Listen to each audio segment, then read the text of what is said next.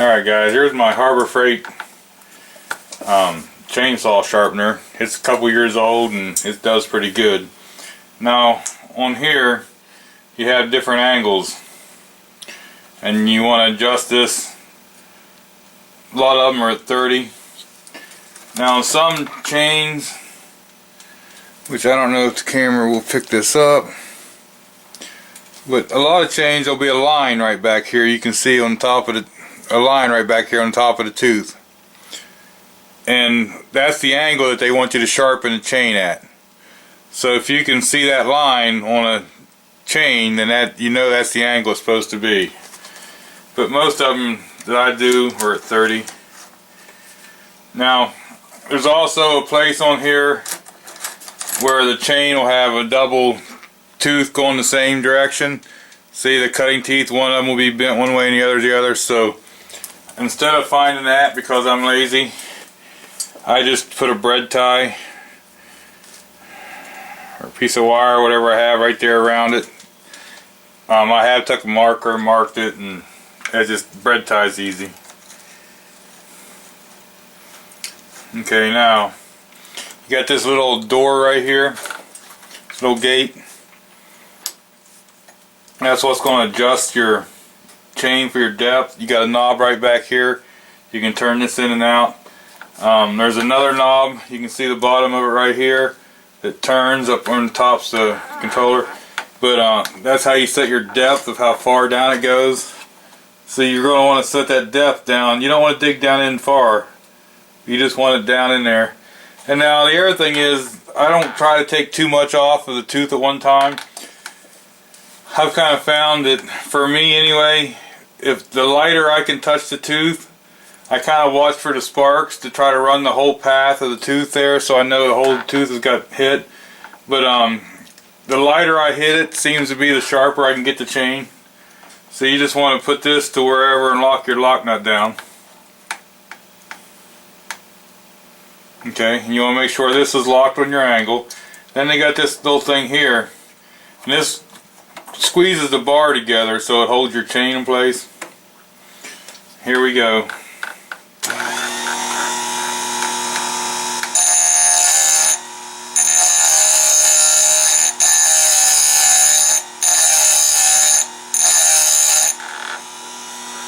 And then you'll loosen this up. You'll go to the next tooth pointing in the same direction.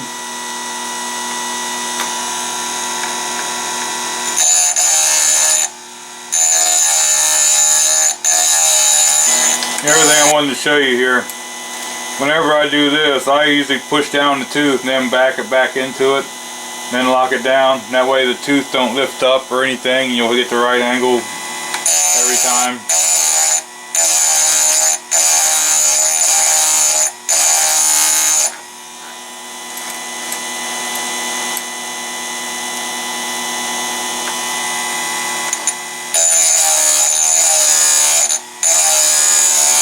One modification I did have to make to this thing, there's a washer I put on right here just to take some of the play out of that arm.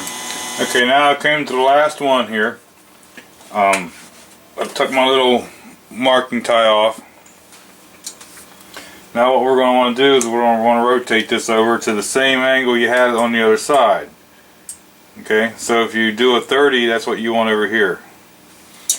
Now you're going to do the teeth that points in the opposite direction now, okay? I don't know if you can see any better. You're going to want to do these teeth in the opposite direction.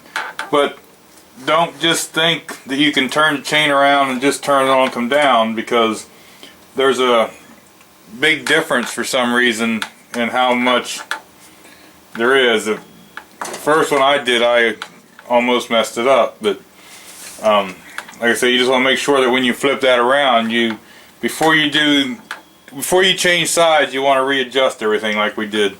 So you want to loosen this, and you don't want to turn this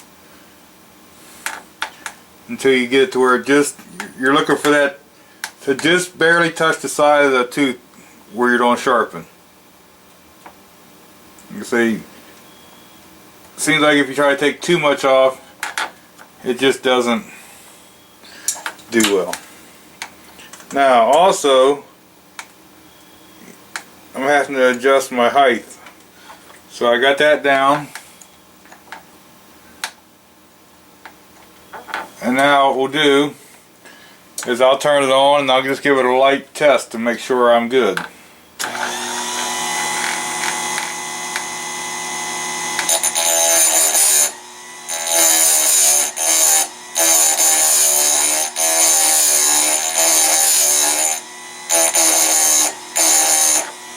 Okay, I'm satisfied with that.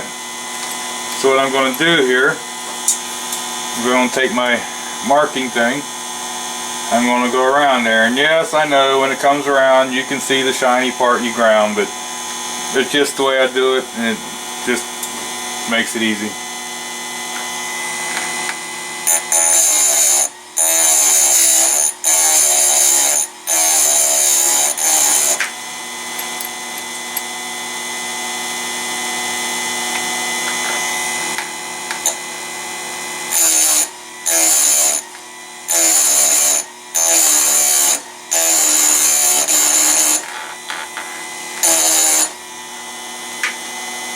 Backed it off just a touch because it sounded like it was hitting a little harder on some. If you keep this and don't adjust it throughout your whole rotation of the chain, then all the teeth will end up being the same length. And that's one thing you do want to try to keep when you're sharpening the chain. You want to try to keep the teeth on both sides really close to the same length. Okay, now that we got all those teeth there sharpened, there's still more to it.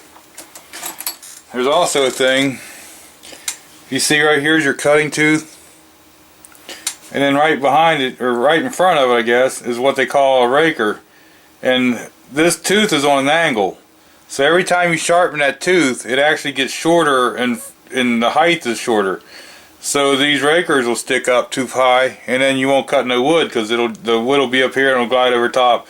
So you need to file these also to get them, and they should be about 5 to 8 thousandths or something. They got a bunch of gauges you can get to do that with.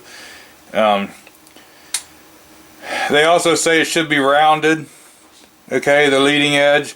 Well, the way I do it, I cheat and I get a little flat top, and I know they say that's not good, but it works for me, so that's the way I do it because I'm lazy. So what I do is I turn this round to 0, okay, and I got me one of them gauges here, okay. Now this bar is a little rounded for this gauge to actually work. If it was on a real chainsaw, and what you do, you lay this on top, okay, so what you're going to do with this is this gauge is going to fit right on top of the tooth, and then see I got it bent down so you can see the raker sticking up through the guide there. But this has got a little offset on it, and that's how much it's supposed to be dropped. So when you have it on the bar and it's flat and you have this laying on the teeth, that's how you can gauge how much raker you need, okay? So what I usually do is, it's important which way you do this, because with this wheel being offset the way they have it for the angle, you got to do the raker closest to you, okay? Don't touch the other side. Only the raker to you. Okay, now what I'm going to do here is I usually do this and I put the gauge on there. And I don't know if you'll be able to see this. And like I say, it's not real accurate because the way it is on the thing here. But right here, I have a little bit sticking up. Anyway, let's see if I can. There's too much of the raker sticking up. Okay, so what I do is I'll put it right here. I'll pull this down, okay? I'll take this height adjuster and I'll run it to where it looks to me like it just barely is going to hit. Okay, now you got to really be careful because you can take too much. You can take too much off of there. Okay, and now it does jump and jerk a lot. So I don't tighten it all the way up because I want to be able to roll the chain, but I make the chain a little snugger in there. You gotta watch, if you get it too tight, the chain will lift up out of the track. Okay, so now you gotta remember, you're only going to do the rakers closest to you. And then we're going to flip the chain around and do the other side. You can't do both sides in one shot. And if you get too much of a bite, it will jump. So I just kind of watch. Loosen it up a little bit more. I just kind of watch, and I just let it go. See how I just go around, and I'll do them all on this side. You gotta make sure you don't run into the tooth, and remember, only do the side towards you. If you try to do the other side also, it'll be at a different height because of the way the wheel's rounded. And it'll also be on an angle sideways.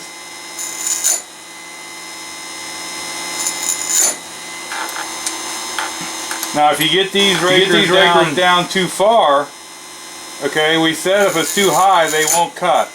But if you get these rakers down too far, then as this tooth comes into the wood, if it gets too much bite, it starts working up and down and it starts getting chain jump. And that's no good either.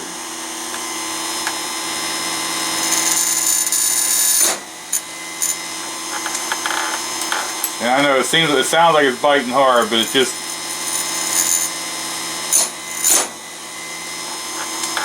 that's why you want this clamp on the bar a little bit tight, but not.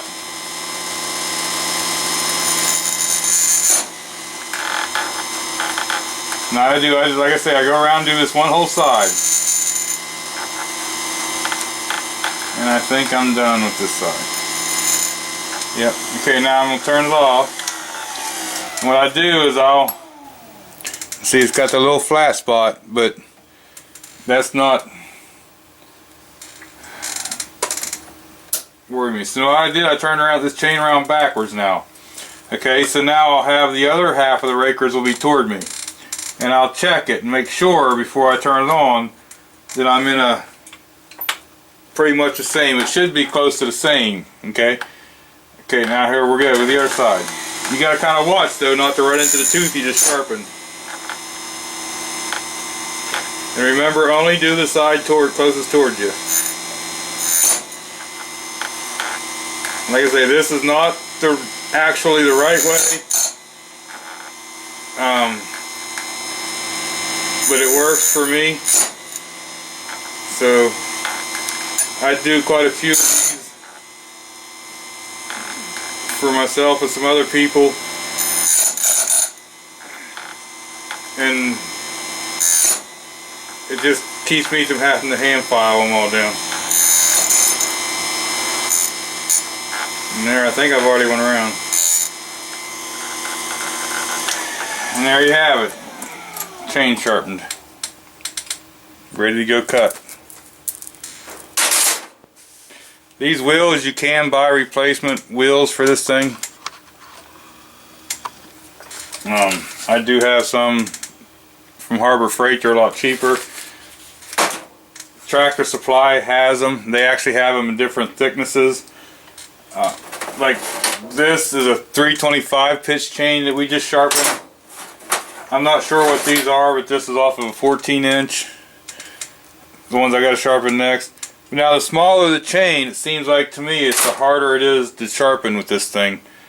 A 3/8 pitch or a 325 works really well. The smaller ones, but I think that's where they sell the different thicknesses of discs. And another thing I wanted to mention, okay, this is the chain I just sharpened for you, okay? I don't know if you can see that. But see, this tooth comes up and it's got a corner on it and then comes over, okay? It's not rounded on the edge. It's got really a point, like a corner. Okay, that's a chisel chain, full chisel. Those are really aggressive chains. They can kick back a little more. They're not what I call a safety chain. And I don't know if you can see the focus. Let me see here. See how this one you can see is rounded, the corner, where your other one was square? I believe that's what they call a semi-chisel, but anyway, I call them a safety chain. The safety chain with the rounded corner won't cut as aggressively, but if you do ever got to cut into something dirty, it will last longer. Another thing I like to do is I like to look at the edge of this wheel, and whenever it looks like it's getting deformed or rounded too much or out of shape, I'll flip this wheel over